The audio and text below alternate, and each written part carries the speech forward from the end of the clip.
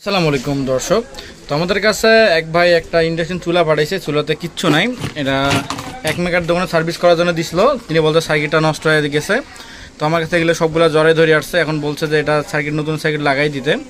তো আমরা কোন সার্কিট এখানে ইনস্টল করতে পারি এবং কোন সার্কিট ইনস্টল করলে এটা পারফরমেন্স ভালো দেবে। এটা আগে আপনার বাটন সিস্টেম ছিল, এখন এটা টাচ সিস্টেম করবে। তো কিভাবে করবে এবং কোন সার্কিট এখানে লাগবে এবং কিভাবে কানেকশন হবে সেটা এই ভিডিওতে দেখবো। তো আর কথা বাড়াবো না, চলে যাই আমাদের মূল ভিডিওতে।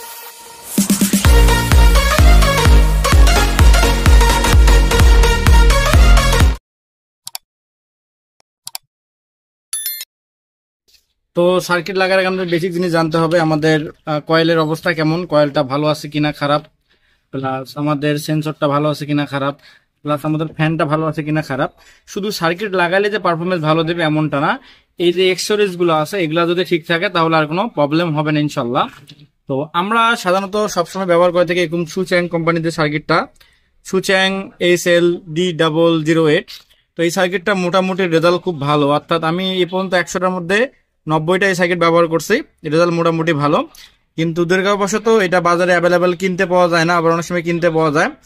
আর এখন আমার কাছে এটা অ্যাভেলেবেল নাই। তো সেম আমরা একটা সার্কিট এখানে ব্যবহার করব, অর্থাৎ যেটা পারফরমেন্স ভালো দেবে, ঠিক এটার মতো ভালো দেবে, সেই সার্কিটটা আমরা এখানে এখন ব্যবহার করব। তো আমরা এখন এখানে যেটা সার্কিট ব্যবহার করব সেটা হলো এটা। তো এটা আসলে কি চাইনিজ লাগা আমি নিজেও জানি না, কিন্তু এটার পারফরমেন্স ভালো। এই বোর্ডটা আমি যখন দোকান শুরু করি, অর্থাৎ আমার দোকান আজ থেকে 4-5 বছর আগে এই বোর্ডটা খুব ব্যবহার করছিলাম। তারপর মাঝে যখন আমরা পাইলাম যে আমাদের এই সুচ্যাং কোম্পানির যে বোর্ডটা আছে এটা যখন পাইলাম হাতে, তারপর এই বোর্ডের কথা ভুলে গেছি, কারণ সুচ্যাংয়ের রেজাল্ট ভালো, এটাও মোটামুটি ভালো। তো এটা আমরা এখন এখানে লাগাবো। তো আপনারা প্যাকেটটা দেখে রাখেন। তো ওইটা প্যাকেটে সবগুলো চাইনিজ লেখা। তো চাইনিজ লেখা আমি বুঝি না, চায়না থেকে এটা পরে আসতে হবে। তখন আমরা এই সার্কিটটা এখানে ইনস্টল করবো। সার্কিট কেনার আগে আপনারা দেখবেন যে প্যাকেটে কোনো রকম স্পট আছে কিনা, অর্থাৎ খোলা আছে কিনা। একদম সম্পূর্ণ ফুলফিল প্যাকেটিং থাকবে। যদি খোলা থাকে তাহলে এই মালটা নেওয়ার দরকার নাই, আপনারা মালটা দেখে নেবেন। আর এটাতে কোনো কিউআর কোড অথবা BSTI অনুমোদিত অথবা কিছু দেওয়া নাই। তো জাস্ট আমরা এটা এখন ইনস্টল করবো, কীভাবে বসাবো সেটা একটু দেখে নেন। তো এটা আমাদের সার্কিটটা। তো এটার পাওয়ারের যে ডায়োডগুলো আছে, অর্থাৎ আউটপুট ডায়োডগুলো অনেক মোটা, প্লাস এখানে 2টা জেনারেটর ব্যবহার করা আছে এবং আইসি এখানে DK12 আইসি ব্যবহার করা আছে। তো এটা রেজাল্ট মোটামুটি সার্কিট বোর্ডটার ভালো। তো আমরা কি করব, ফ্যান বরাবর হিসিংটা এখানে বসাবো, অর্থাৎ ফ্যানের সঙ্গে যাতে বাতাসটা হিসিং পুরোপুরি পায় বসাবো। এখানে সুন্দর করে স্ক্রুতে টাইট দিয়ে দেবো যাতে কোনো রকম নড়াচড়া না করে। আর অবশ্যই বডিটা পরিষ্কার করবো একটু, যাতে কোনো রকম ভিতরে ময়লা আবর্জনা না থাকে। আমরা সার্কিটটা বসে নিয়েছি। তো অনেক ভাই ঘাবড়িয়ে যায় যে কোনটা কয়েলের কানেকশন কোথায় লাগাবো। তো এটাতে কয়েলের কানেকশন যেটা আপনার সুবিধা হয় সেটা লাগাবেন, অর্থাৎ তারটা যেখানে পারফেক্টভাবে বসবে সেটা করবেন। আর এখানে কারেন্টের ফেস এবং নিউট্রাল দুইটা একত্রে দেখে আপনাদের লাগাইতে হবে, তাহলে কি হবে, যদি কোনো দুর্ঘটনা ঘটে ফিউজটা নষ্ট হয়ে যাবে। আর আমরা হিটসিংটা দিচ্ছি ফ্যান বরাবর যাতে হিটসিংটা ঠান্ডা থাকে। এখন জাস্ট এটা কানেকশন দিয়ে আমরা এটা বাকি লাইনটা দেখব। সুন্দর করে বসায় নিয়েছি, এখন জাস্ট একবার লাইনে দেব। তো লাইনে দিলাম, তো লাইন চলে যাচ্ছে, ফ্যানটা একবার ঘুরছে। এখন এখানে দেওয়া আছে, দেখেন এখানে অনেকগুলো লেখা আছে, অন অফ, ইন্ট্রুস, রেডিউস, ফাংশন এবং রিভার টাইমিং। তো এখানে যেগুলো লেখা আছে সেম ক্যাটাগরিতে আমাদের ডিসপ্লেতেও কিন্তু সেগুলো লেখা থাকবে, বিভিন্ন বিভিন্ন জায়গায় লেখা থাকবে দেখেন। তো এখানে দেওয়া আছে যে অন অফ, তারপর যে ইলেকট্রিসিটি, তারপর আছে ফ্রাই, তারপর আছে মিল্ক, স্যুপ, ফাংশন, এগুলো আছে। তো জাস্ট আমরা শুধু মিলিয়ে নেব আমাদের পজিটিভ এবং নেগেটিভ, অর্থাৎ প্লাস মাইনাস এটা মিলিয়ে নেব, অনটা মিলিয়ে নেব এবং ফাংশনে যাতে ইলেকট্রিক ভোল্টেজ দেবো এবং এখানে টাইমারের জায়গায় টাইমারটা বসে দেবো। তো কীভাবে বসাবো সেটা একটু দেখে নেন।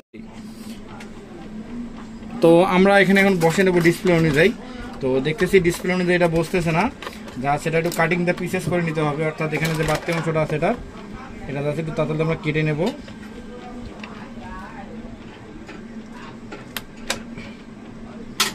সুন্দর করে বসায় নিয়েছি। এখন তো সেটা আমরা আটা দিয়ে বসিয়ে দেবো। আটা আমরা ব্যবহার করব দামি আটা। আচ্ছা, আটাটা আমরা খুঁজে পাচ্ছি না। আচ্ছা, আটা ওকে। তো আমরা এখানে দামি আটা ব্যবহার করব। আমাদের আটার নাম হলো গ্লুগান আটা। তো গ্লুগানের জন্য অবশ্যই গ্লুগান কিনতে হবে আপনাদের।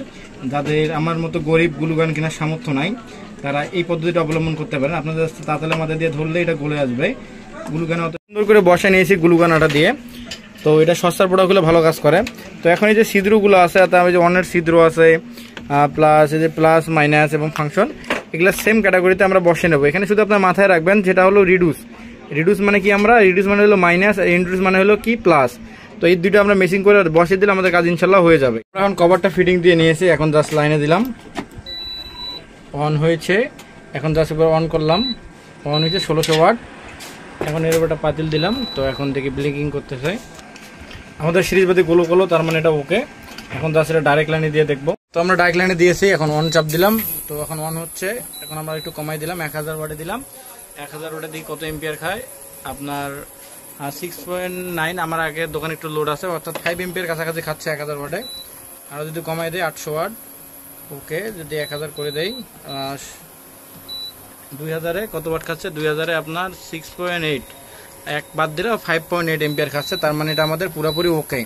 আমাদের দোকানের ফুল দোকানের লোড আছে 1 এম্পিয়ার দোকানের মতো লোড আছে, আর এখানে অ্যাভারেজে আপনার 5 এম্পিয়ার খাচ্ছে 1000 ভোল্টে, আর সরি 1000 ওয়াটে। তাতে মোটামুটি একদম এভরিথিং ওকে আছে।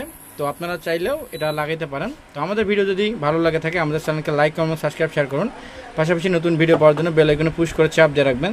তো আজকের মতো আসসালামু আলাইকুম, দেখা একটি নতুন ভিডিওতে।